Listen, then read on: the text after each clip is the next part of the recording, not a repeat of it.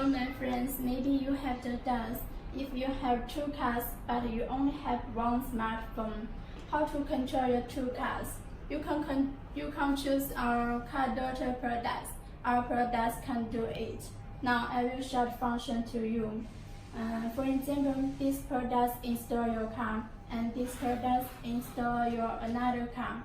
The first thing, you can run the details to control this card, and the account is the same. Yes.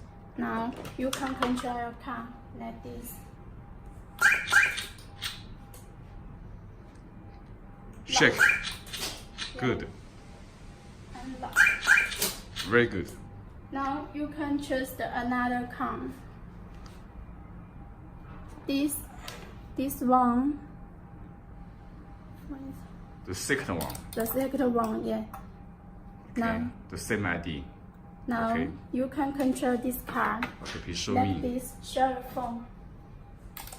Yes. Lock. Unlock. Very good. Lock. Yes, good. Yeah. Very good. This is our product. Thank you.